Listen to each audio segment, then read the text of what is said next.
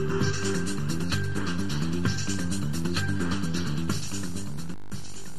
Sénégal engagé aux côtés du Mali pour préserver son intégrité territoriale. C'est une déclaration du président Macky Sall à l'issue de la visite du président de la République par intérim, Dioncounda Traoré, à Dakar.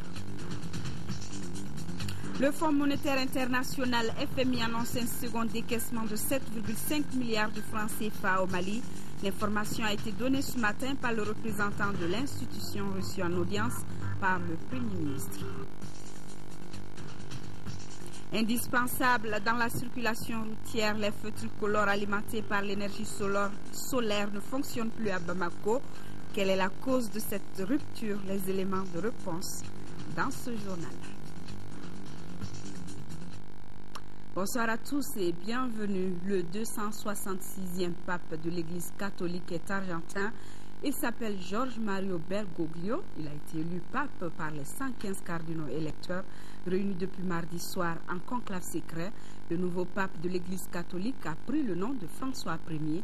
Âgé de 76 ans, il était archevêque de Buenos Aires depuis 1998. Il devient ainsi le premier pape de l'histoire pour le continent américain et du premier jésuite. Plus d'informations sur le pape François Ier avec Tessira Dambélé.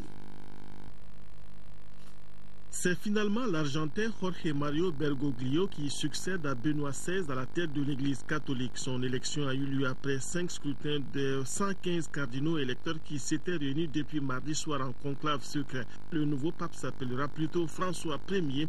L'archevêque de Buenos Aires, la capitale de l'Argentine depuis 1998, est aujourd'hui âgé de 76 ans. Il devient ainsi le premier pape de l'histoire pour le continent américain et le 266e pape de l'histoire de l'Église. À sa sortie au fameux balcon pour sa première bénédiction Urbi et Orbi, il a été accueilli par une clameur immense.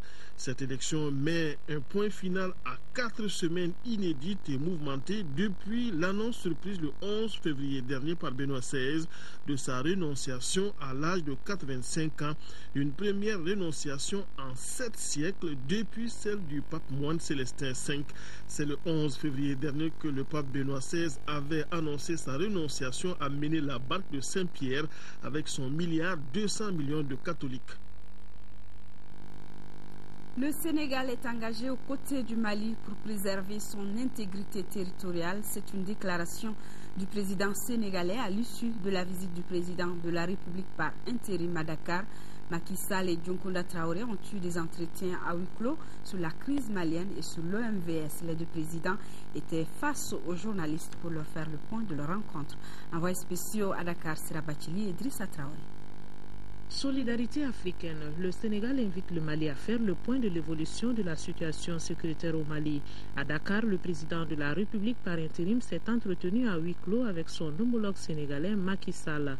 La coopération bilatérale, l'OMVS, mais c'est surtout le nord du Mali qui a constitué le point focal des discussions.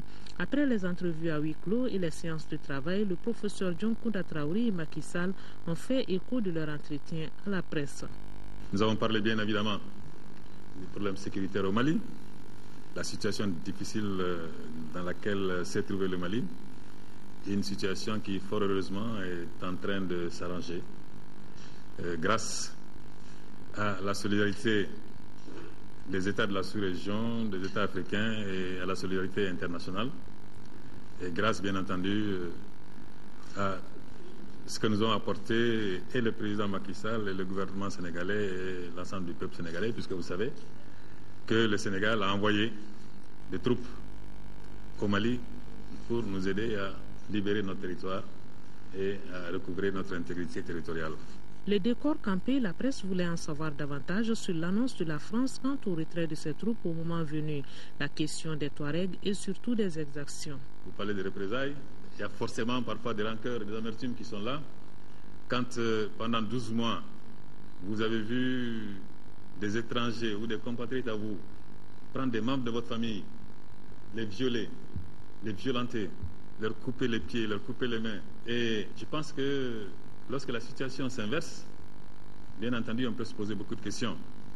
Mais j'ai pu vous assurer que ni au niveau de l'armée malienne, ni au niveau des populations maliennes, on ne peut parler à proprement parler d'exaction. Toute personne qui se rendra coupable d'exaction devra en répondre devant les juridictions maliennes ou devant les juridictions internationales s'il y a lieu. Donc soyez certains que ce n'est pas le peuple du Mali, ce n'est pas l'armée malienne qui se rendra coupable d'exaction. Le Mali, un pays des grands empires avec son vaste territoire et une démocratie légendaire, est agressé. Il a besoin du soutien de tous et surtout des Africains, dira Macky Sall. À la question de savoir ce que le Mali peut attendre du Sénégal au-delà de l'envoi de ses troupes, la réponse du président sénégalais est claire. Ce combat, nous l'avons fait pour le principe, pour la dignité humaine. Nous l'avons fait également pour préserver les populations. Et c'est tout naturellement que le Sénégal, à l'instar des autres pays de la CEDEAO, s'est pleinement engagé dans le plaidoyer, mais également dans la mise en place de la force internationale de soutien au Mali, la MISMA. Ça prendra le temps que ça prendra, mais nous sommes engagés, nous sommes solidaires, nous sommes unis avec le Mali par l'histoire, la géographie, le sang. Je vous rappelle que rarement des pays ont la même devise. C'est le cas du Sénégal et du Mali qui partagent la même devise. Nous allons continuer à accompagner le Mali dans le dialogue politique national malien, dans l'organisation des prochaines élections présidentielles et législatives, afin que le Mali revienne dans la normalité constitutionnelle et reprenne sa place dans le concert des nations. Ce sont donc de riches échanges qui ont sanctionné la visite du président à Dakar, deuxième étape. L'entraide africaine qui se renforce de jour en jour pour que le Mali retrouve son intégrité territoriale. Au cours de ce point de presse, donc, les journalistes se sont intéressés aux journées sans presse au Mali, un mouvement de grève qui est suivi par la plupart des journaux et radios privés et qui fait suite à l'interpellation de Boukari Daw, directeur de publication du journal Le Républicain. Sur le sujet, je vous propose d'écouter plutôt le président de la République par intérim, toujours avec nos envoyés spéciaux Sira Bakili et Drissa Traoré. C'est un pays de liberté, c'est un pays démocratique. Et je vais simplement ajouter que le Mali se veut de plus en plus aussi un état de droit.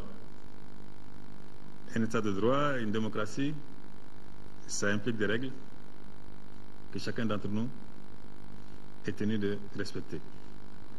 Donc, il peut arriver que des situations se créent, mais ces situations sont prises en charge par le droit.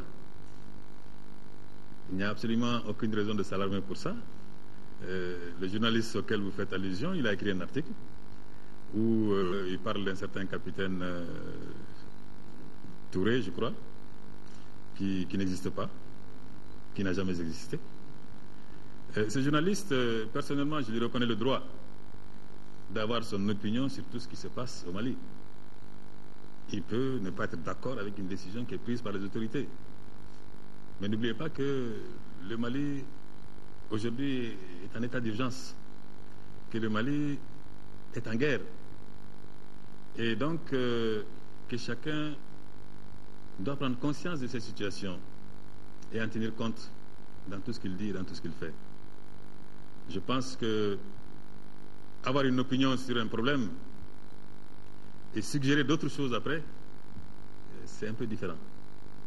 Parce que ce monsieur, après avoir dit son désaccord avec les décisions qui ont été prises, a écrit des propos qui sont de nature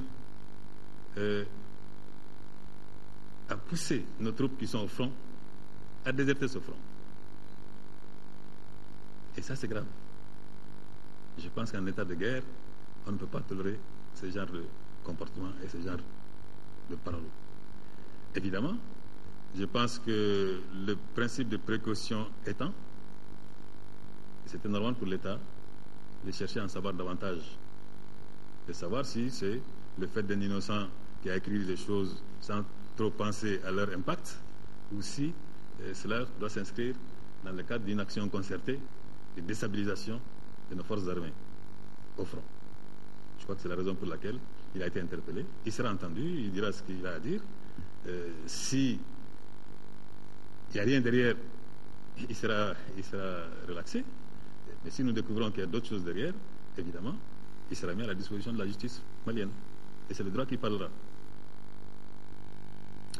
Et justement, suite à l'arrestation de notre confrère du républicain Boukari Daou, des réactions continuent de nous parvenir.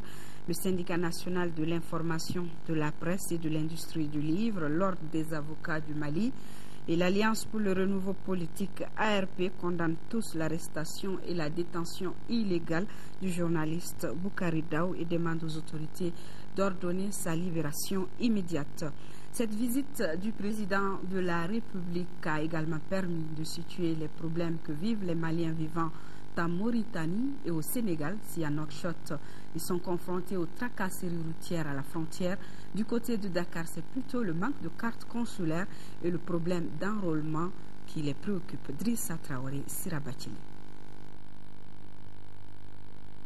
C'est une forte colonie malienne qui séjourne actuellement en Mauritanie, une communauté qui s'est agrandie avec l'arrivée des déplacés puisqu'ils ont du mal à avoir le statut de réfugiés en Mauritanie. C'est donc une colonie très inquiète de la situation de guerre et de leurs conditions de vie qui a échangé avec le président de la République par intérim et les ministres qui l'accompagnaient. Vous savez qu'il y a une rupture de charge au niveau de la frontière Mali-Mauritanie, plus précisément au niveau des Gogi. Donc nos compatriotes ont beaucoup de difficultés pour atteindre la Mauritanie parce qu'ils sont obligés d'abandonner les moyens de transport au niveau de la frontière malienne pour reprendre les moyens de transport de la Mauritanie. Alors nous avons rappelé bien entendu aux autorités mauritaniennes que la convention de libre circulation et d'établissement qui existe entre les deux pays depuis 1965 et que nous souhaitons que cette convention puisse continuer à produire ses effets. Un autre point important évoqué par les Maliens de Dakar, c'est le recensement administratif à vocation d'état civil. À Dakar, rares sont les Maliens qui ont été enrôlés alors que les élections arrivent à grands pas. Les Maliens de Dakar souhaitent donc la mise à leur disposition des cartes consulaires qui sont en manque ici. Vous savez que l'une des missions essentielles de notre gouvernement de transition, c'est d'organiser des élections stables, crédibles et puis transparentes. Donc, pour atteindre un tel objectif, il faut que le fichier soit bien nettoyé. Et aujourd'hui, la classe politique, le gouvernement ont tendance unanimement à aller vers un fichier biométrique. Et ce fichier biométrique est issu du recensement du RAVEC. Alors donc, nos compatriotes nous ont exprimé les insuffisances qu'ils ont constatées. Nous sommes obligés de faire en sorte que beaucoup d'entre eux soient encore enrôlés. Échange et compréhension, le gouvernement dit avoir noté toutes ces doléances des dispositions idoines et seront prises pour trouver une solution à tous ces problèmes. Poursuivons avec cette information. La 5e session ministérielle de la conférence de Tokyo pour le développement de l'Afrique s'ouvre vendredi 15 mars 2013 à Addis Abeba en Éthiopie. C'est le ministre des Maliens de l'extérieur et de l'intégration africaine, Demba Traoré, qui représentera le Mali. Après l'Éthiopie, le ministre se rendra en Afrique du Sud pour prendre part à la réunion des points focaux du mécanisme africain d'évaluation par les pairs. C'est bien parti pour la reprise du partenariat entre les institutions de Bretton Woods et le Mali. Après un premier décaissement de 9 milliards en janvier, le Fonds monétaire international FMI annonce un second de 7,5 milliards de francs CFA au Mali. Une information donnée ce matin par le représentant du FMI. Il était à la primature. Il a été reçu par le Premier ministre Django Sissoko, qui a également reçu le représentant résident de la Banque mondiale au Mali, Nando Dambé. Le représentant résident de la Banque mondiale, Ousmane Diagana, et le chef de mission du Fonds monétaire international, Christian Jose, sont venus chacun réaffirmer la bonne marche du partenariat entre les institutions de Bretton Woods et le Mali. Le Mali est un membre actif de la Banque mondiale, un pays avec lequel on a un partenariat très ancien, très dynamique et très diversifié. Et donc il est important que de temps en temps, on rencontre les autorités maliennes justement pour faire le point de ce partenariat. J'ai saisi donc l'occasion de cette audience avec M. le Premier ministre pour l'informer des grands programmes qui vont être bientôt présentés au Conseil d'administration de la Banque mondiale dans les toutes prochaines semaines. Un programme de filets sociaux de 170 millions de dollars qui va apporter un appui à la fois aux populations déplacées, mais également aux familles qui les accueillent, ainsi que aussi vraiment à toute l'économie malienne. Un programme dans le secteur de l'éducation pour reconstruire les écoles qui ont été détruites ou bien des zones qui n'ont pas suffisamment d'écoles, mais également soutenir la formation des enseignants. Un programme de diversification du secteur agricole, mais également un programme d'appui budgétaire. Et j'ai saisi également l'occasion pour féliciter M. le Premier ministre et M. le ministre de l'économie et des finances pour l'effort qui a été fait dans la gestion macroéconomique de ce pays. Christian Jose était venu rendre compte au chef du gouvernement de la mission du FMI qu'il a conduite dans notre pays. Il a été surtout question d'un éventuel second décaissement en faveur du Mali. C'est le second déboursement que nous ferons en 2013. Le conseil d'administration du FMI en a approuvé un premier le 28 janvier 2013, un déboursement de 9 milliards de francs CFA. Et maintenant, nous allons proposer un second déboursement de 7,5 milliards de francs CFA. Et ce déboursement est donné eu égard aux difficultés que le Mali connaît au niveau de sa balance des paiements et en même temps au égard des bonnes prestations que le gouvernement a faites au niveau de la conduite des finances publiques dans la période très difficile qui a été l'année 2012 et sur ses intentions également en termes de finances publiques, de politique budgétaire au cours de l'année 2013. Les deux personnalités se réjouissent surtout des opportunités qui s'offrent au Mali pour sa relance économique. Le président de l'Assemblée nationale a reçu, lui, une mission des Nations unies au Mali. Les échanges ont porté sur l'évolution de la situation sécuritaire. Les membres de la délégation ont salué la création de la commission dialogue et réconciliation. Après eux, Younousi Touré a reçu une délégation d'Amnesty International au Mali. Le compte-rendu des audiences avec Mohamed Diarra. Une délégation de haut niveau des Nations Unies à l'écoute des autorités maliennes. Le but est de tirer le maximum d'informations auprès de toutes les couches sociopolitiques sur la situation que traverse le Mali. Avec les députés, il était question de l'organisation prochaine des élections, de la formation de l'armée malienne, de la transformation de la MISMA en mission de l'ONU et de la création de la Commission nationale dialogue et réconciliation. En attendant la conclusion de cette mission, les visiteurs rassurent les autorités maliennes de tout l'accompagnement des Nations Unies dans le processus de sortie de crise. Nous sommes là pour vous appuyer, pour vous accompagner. Et c'est à vous, les autorités maliennes, de nous dire comment on peut vous aider dans ce processus. Le dialogue, la réconciliation nationale, tout cela est très important. Et nos attentes sur les résultats, le produit du travail de cette Commission nationale de dialogue et réconciliation, c'est très important. C'est ça qui va discuter enfin les faiblesses de l'État malien, du processus politique malien. Quelques minutes plus tard, une délégation d'Amnesty International a été reçue par le président de l'Assemblée nationale. Les interlocuteurs de Younousi Touré sont venus lui faire part de leur inquiétude par rapport à la prolifération des armes légères. Les armes doivent être possédées par les armées. Mais ce que nous constatons, c'est qu'à travers le monde, il y a près de 60% des armes qui sont détenues par les populations civiles. Alors, nous avons demandé à avoir un traité sur le commerce des armes. Un traité qui va réglementer la production, le transport, la vente des armes. La délégation est repartie satisfaite dans l'espoir de trouver une solution rapide à la prolifération des armes légères. Le président de l'Assemblée nationale qui a signé dans l'après-midi le livre de condoléances ouvert à l'ambassade de la République bolivarienne du Venezuela suite à la disparition de Hugo Chavez, décédé le 5 mars dernier.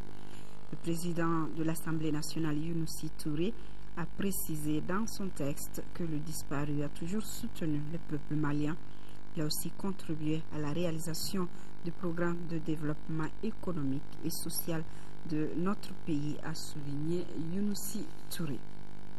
Traditionnelle conférence de presse hebdomadaire de la MISMA, ce rendez-vous se tient au moment où des journées presque mortes sont observées au Mali. Les opérations sur le terrain, la rencontre du comité restreint des chefs d'état-major de la CEDEAO ont été évoquées par le conférencier Fademba Keïta. Cette conférence de presse hebdomadaire de la MISMA, Mission internationale de soutien au Mali, se tient au moment où les hommes de médias maliens optent pour le silence radio et rangent les plumes dans les tiroirs. Pour cause, ils demandent la libération d'un confrère interpellé par les services de renseignement, ce qui n'a pas empêché le porte-parole de la MISMA d'échanger avec l'assistance. Les échanges ont porté entre autres sur l'évolution de la situation sur le théâtre des opérations, l'adhésion du Tchad à la MISMA et le passage éminent de la mission au mandat onusien. Nous avons presque tous suivi la dernière réunion du comité restreint des chefs d'état-major des pays de la CEDEAO les 8 et 9 mars dernier. Réunion à laquelle était convié pour la première fois le chef d'état-major général des forces armées tchadiennes. Au cours de cette rencontre, il a été demandé au Tchad d'envoyer un officier comme deuxième adjoint au commandant de la force. Le chef d'état-major général des armées tchadiennes étant désormais membre du comité des chefs d'état-major généraux de la CEDEAO. Sachez également que des opérations conjointes, forces armées maliennes, MISMA, Serval, sont en cours d'exécution, ce qui nous permettra de pouvoir occuper et sécuriser certaines villes du Nord où la MISMA n'est pas encore présente. Selon le porte-parole, la MISMA compte plus de 6 000 hommes, soit 82% de l'effectif initial. Il a aussi insisté sur une franche collaboration entre la population et la mission internationale, indispensable à la réussite de la mission.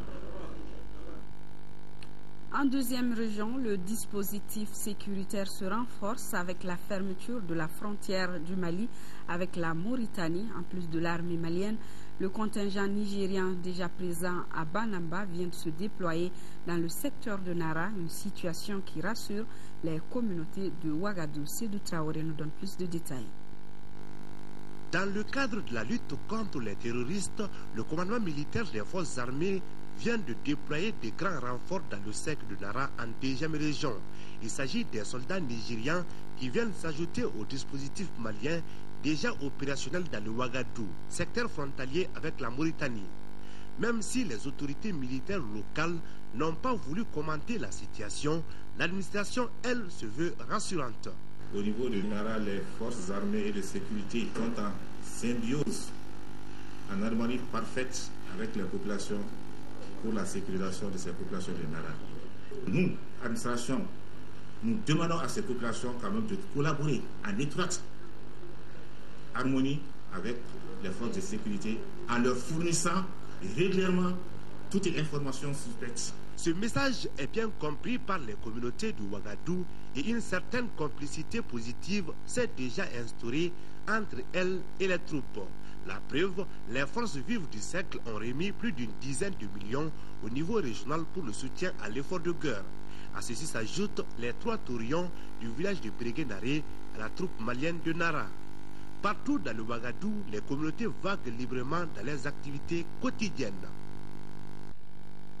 Et cette information, le chef d'état-major général des armées informe les populations que ce mercredi 13 mars 2013, dans l'après-midi, un hélicoptère militaire malien s'est posé à Dogofri dans un contexte opérationnel difficile. À cette occasion, un militaire burkinabé a trouvé la mort et un autre gravement blessé. Les 2 pilotes maliens ont été légèrement blessés. Le chef d'état-major général des armées présente ses condoléances les plus attristées aux forces burkinabées et souhaite prompt rétablissement aux blessés. Opération Gao Ville Propre. En attendant le retour de l'administration, les populations de la cité des Askia sont sorties pour assainir leur ville. L'opération est organisée en collaboration avec les jeunes patrouilleurs. Nos envoyés spéciaux à Gao sont Massa Doumbia et Daouda Sidiki Diarra. Bientôt, le retour de l'administration dans les régions du nord du Mali sera effectif. Mais en attendant cette effectivité, les populations de Gao s'adonnent à des actions citoyennes. Ils sont sortis, hommes et femmes, ce dimanche pour assainir leur ville. C'est dans tous les quartiers que ça doit se passer. Donc c'est pour cela que nous voulons juste donner notre contribution à notre armée malienne et à l'État malien pour dire que nous sommes avec eux. Donc maintenant, ils sont sortis aujourd'hui pour assainir la ville parce que on sait que la ville a été détruite par ces gens-là. Il faut obligatoirement amener la propriété pour que la santé puisse s'installer. Les femmes saluent cette ère nouvelle. Elles qui ne pouvaient plus sortir de leur maison pour accomplir des actes de citoyenneté depuis 10 mois. On est sorti pour nettoyer la ville parce qu'on est très content de ce qu'on a vu. Ces actions sont pilotées par les jeunes patrouilleurs de Gao qui se sont fait beaucoup remarquer par leur résistance face à l'envahisseur. C'est dans cette logique-là que nous sommes aujourd'hui pour assainir la ville. Parce que vous avez vu que la ville a été carrément détruite. Et cette ville qui est détruite, personne ne l'a construite si ce n'est pas nous qui sommes de la ville. Dans le futur, nous avons aussi les perspectives de rentrer dans tous les services le moment venu. Toutes les artères de la ville sont concernées par ces actions citoyennes. On procède également au curage des caniveaux et des petits travaux sont également effectués sur les routes bitumées. Très bonne initiative à Gao. Ce communiqué avant de poursuivre dans le cadre de la décentralisation de ces activités et dans le souci d'être plus proche des populations, le comité de crise du gouvernorat du district de Bamako s'est réuni dans la mairie de la commune 5, présidée par le gouverneur du district de Bamako. Le maire de la commune 5 a profité de cette occasion pour remettre au gouverneur du district un chèque de montant de 2 millions de francs CFA représentant la contribution de sa commune à l'effort de guerre. Save the Children au secours des enfants séparés ou non accompagnés des régions du Nord à Sikasso. Ces derniers ont reçu des kits d'hygiène et un appui alimentaire. Au cours de la cérémonie, plusieurs autres donations ont été faites, notamment par le collectif des élus du Nord, la cellule syndicale de l'ORTM Sikasso et le conseil et la section RPM de la région de Sikasso. Daouda Sidiki Diarra. Par ces gestes qui portent sur une importante quantité de vivres et de kits d'hygiène, l'ONG américaine Save the Children en 3e région répond ainsi à sa vocation première, à savoir l'assistance à l'enfance. Notre mission est d'apporter un changement positif et durable dans la vie des enfants dans le besoin. C'est pourquoi on a voulu quand même apporter notre petite contribution pour soulager ces enfants nécessités pendant cette période. Estimée à près de 4 millions de francs CFA, la présente donation est d'une grande importance pour ces enfants au nombre de 122 pour la région. Des circonstances de ce type, il y en a eu et il y en aura, Inch'Allah, grâce à vous, de l'administration, des services techniques, ONG, qui, nuit et jour, imaginaient des solutions les plus adaptées aux difficiles conditions de vie des déplacés du Nord. L'occasion était bonne pour la délégation des élus du Nord en visite en 3e région et conduite par la présidente du conseil de cercle de Tessalite, Mme Assouri Aïcha Belkoumaïga, de remercier les populations de Sikasso pour l'accueil et l'assistance réservée à leurs frères et sœurs du Nord. Nous remercions très sincèrement Save the Children, qui n'est pas sa première bien sûr dans la région, mais qui vient de faire un apport appréciable aux déplacés du Nord, surtout aux enfants, qui sont recensés dans les villes de Sikasso, Koutiala et Boudi, par des kits hygiène et alimentaires, donc vraiment pour leur venir en aide. L'Office de radiodiffusion Mali à travers la station régionale, le Rassemblement pour le Mali RPM, les notabilités, le Conseil malien des transporteurs Antenne de Sikasso et le personnel de Save the Children saisiront cet espace pour apporter leur contribution à l'effort de guerre et aux populations déplacées. Vous l'avez compris, c'est un reportage signé Daouda Diakité et non Daouda Sidiki Diarra, qui est plutôt à Gao. ONU Femmes tient à New York la 57e session de la Commission de la condition de la femme, une délégation malienne conduite par le ministre de la Famille, de la Promotion de la Femme et de l'Enfant participe aux travaux. La délégation a organisé plusieurs activités visant à informer et sensibiliser l'opinion nationale et internationale sur la situation de la femme malienne. Écoutons ici une déclaration du ministre de la Famille, de la Promotion de la Femme et de l'Enfant. Ces propos sont recueillis par Garibou Pérou. Les actes forts de l'engagement du gouvernement du Mali ont été l'adoption d'une lettre circulaire pour les mesures de prise en charge juridique des cas de violence basés sur le genre en situation de conflit, la saisine de la Cour pénale internationale et le lancement de mandats d'arrêt international contre 28 auteurs présumés.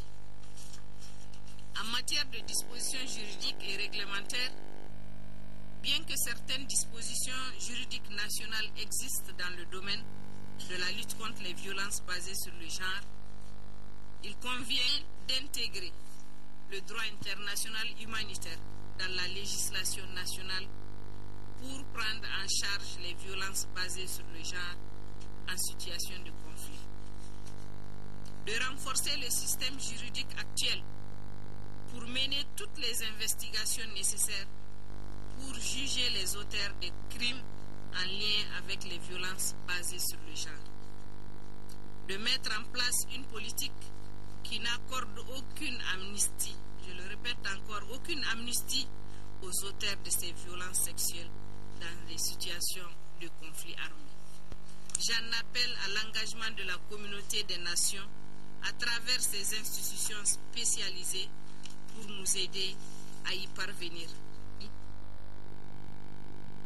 Du 3 au 6 mars 2013 s'est tenue à Toronto la Foire mondiale de l'industrie minière, une rencontre organisée par l'Association canadienne des prospecteurs et développeurs, plus connue sous le sigle PDAC. Dessus le commentaire de Al-Husseini Touré. Cette année, ils étaient plus de 25 000 délégués venus de tous les continents. Les ministres africains des mines, dont le nôtre, ont pris part à ce grand rassemblement des acteurs des mines aux côtés d'autres cadres de haut niveau. La grande attraction de cet événement a été l'espace d'exposition appelé à Toronto le Trade Show, un espace qui pendant toute la durée de la foire n'a pas désempli. Le cadre a été un espace de communication, de sensibilisation et d'échange d'informations pour tous ceux qui s'intéressent au secteur. Le secteur minier du Mali a connu un développement spectaculaire au cours des 2 dernières décennies, notamment à travers la croissance des investissements privés directs et l'augmentation de la production forestière dans notre pays. En marge de la foire, le ministre Sy a eu des rencontres avec les investisseurs qui ont eu confiance au Mali et son potentiel minier. Au nombre de ceux-ci, Legend Gold, African Gold, Merex Gold, en phase très avancée dans le cercle de Kenyaba, IAM Gold, Gritquest et autres porteurs de projets. Ici à Bamako, fin des travaux du séminaire sous-régional sur le renforcement des capacités des femmes dans la sauvegarde et la promotion du dialogue interculturel 2 jours durant. Les participantes du Burkina Faso, de la Gambie, de la Guinée-Conakry, du Sénégal et du Mali ont travaillé afin d'aider les autorités de leurs pays respectifs à instaurer la paix et consolider la cohésion sociale. Le compte-rendu de la cérémonie de clôture avec Nando Dambélé. L'objectif global recherché pendant ces 2 jours de travaux est de promouvoir le dialogue interculturel, la cohésion sociale et la culture de la paix et de la non-violence. Cet objectif se déclinait en 2 actes stratégiques, à savoir favoriser les relations entre les cultures par le renforcement des capacités et le partage des savoirs et la mise en valeur de la diversité culturelle et encourager le pluralisme culturel ainsi que le dialogue entre les cultures et la civilisation. Je pense que cet objectif a été théoriquement atteint parce que nous avons réellement été renforcés à travers les échanges mutuels, les communications des unes et des autres, d'expériences différentes et les communications des experts aussi. Nous avons réellement été renforcés de façon théorique. Maintenant, le renforcement n'aura de sens que si nous aurons l'occasion de le pratiquer sur le terrain. Regroupant les femmes venues du Burkina Faso, de la Guinée, de la Gambie, du Sénégal et bien sûr du Mali, le séminaire s'est déroulé autour de 4 thèmes dont la table ronde sur les enjeux de la promotion du dialogue interculturel par les femmes dans la lutte contre le racisme, la discrimination, l'intolérance, la marginalisation et l'exclusion.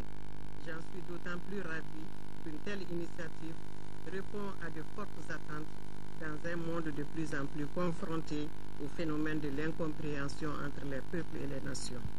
La mobilisation des institutions de formation et de la presse la visibilité des actions des femmes dans la sauvegarde du dialogue interculturel et la mise en exergue de la nécessité du dialogue interculturel dans la gestion des conflits sont entre autres recommandations qui ont sanctionné les travaux.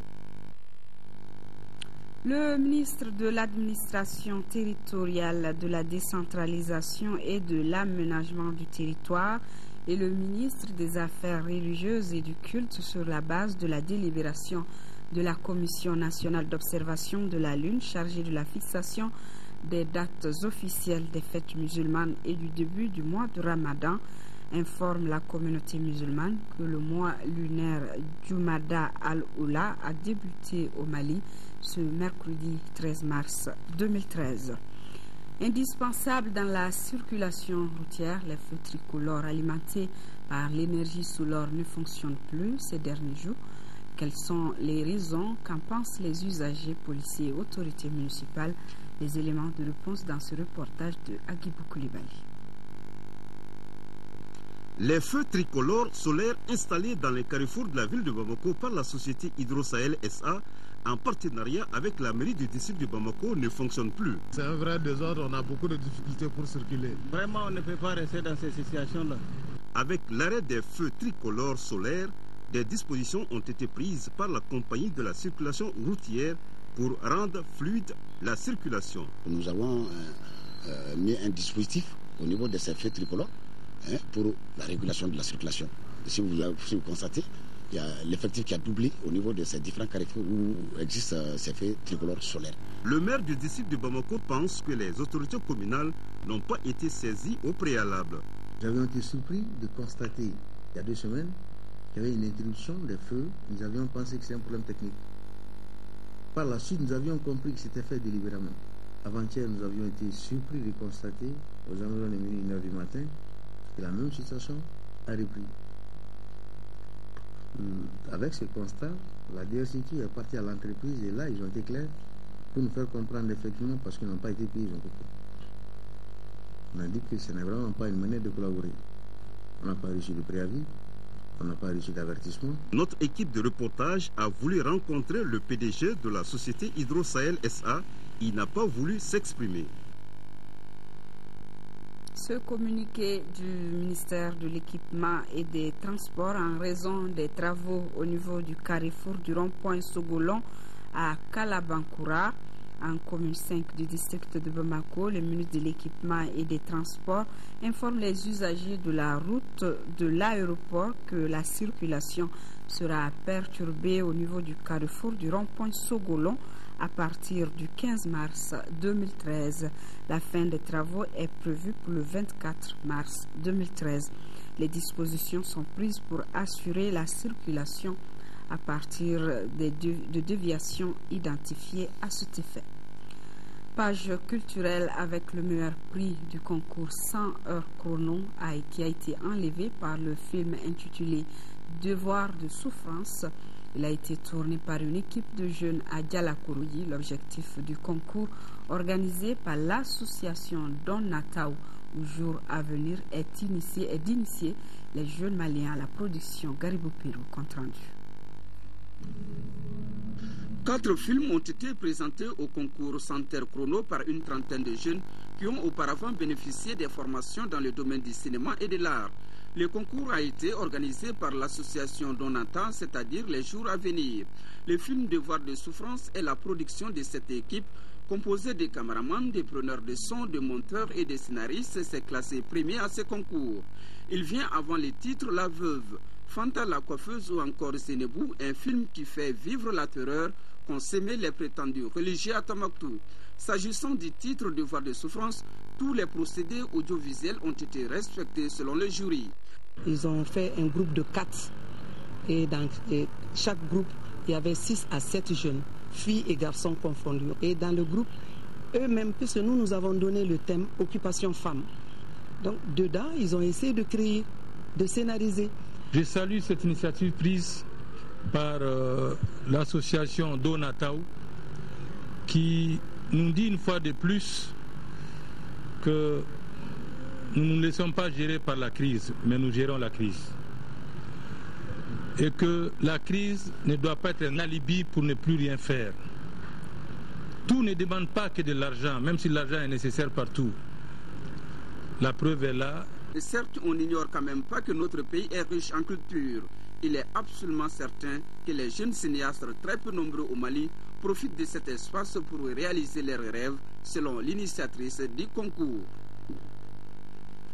Et sport football au compte de la 16e journée du championnat national de Ligue 1, la Jeanne d'Arc de Bamako et l'association sportive de Korofina ont fait match nul, un but partout. C'était hier au stade Modibo Keïta, Kumbanyambele.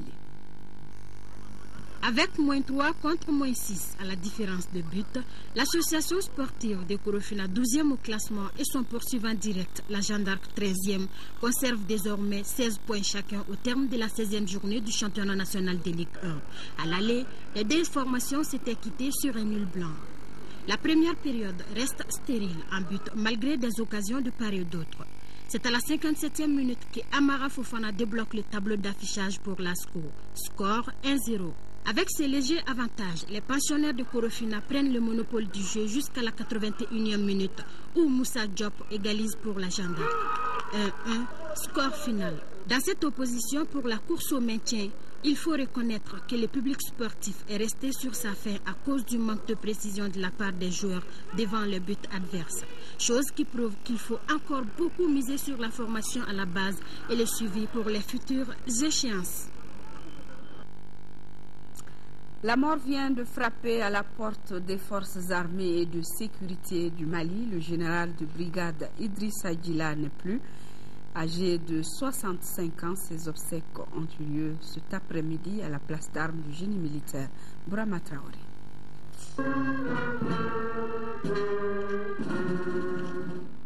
L'homme naît, vit et meurt obéissant à la loi de la nature. Le général de brigade Idrissa Djila s'en est allé pour toujours. Et c'est à la place d'armes du génie militaire qu'ont eu lieu les cérémonies funèbres. Le corps porté par les élèves officiers, suivi par les camarades de promotion du défunt, l'émotion est forte.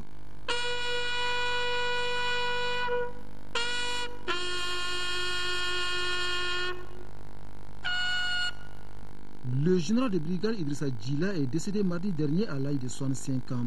Né en 1948 à Sikasso, c'est là-bas qu'il fit ses études primaires avant d'obtenir quelques années plus tard son brevet de technicien en travaux publics. Un diplôme qui lui ouvre la porte de l'école interarmes de Kati, d'où il sort avec un autre parchemin. Et c'est parti pour une longue et riche carrière professionnelle.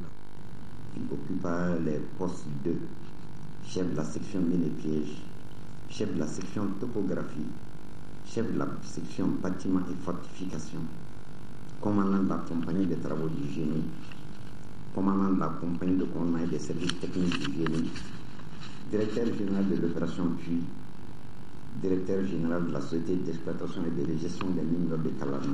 Une carrière professionnelle bien remplie, au cours de laquelle le général de brigade Idrissa Djila s'est distingué par sa rigueur, son dévouement et son patriotisme, des qualités parmi tant d'autres qui doivent servir d'exemple, surtout en ces temps précis de l'histoire du Mali. Doué d'une puissance de travail remarquable et passionnément épris de son métier, il était un collaborateur précieux, d'un dévouement à toute épreuve. Le général Idrissa Djila possédait ce don de travail exceptionnel et cette capacité à diriger et à contrôler. Au chapitre des distinctions honorifiques, le général de brigade Idrissa Djila est médaillé du mérite militaire et chevalier de l'ordre national du Mali. C'est au cimetière d'Amdalaï qu'il repose pour l'éternité, laissant derrière lui 3 veuves et 6 enfants. Dort en paix, mon général. Et c'est la fin de cette édition. Merci de l'avoir suivi. Très bonne suite des programmes de l'ORTM. Bonsoir.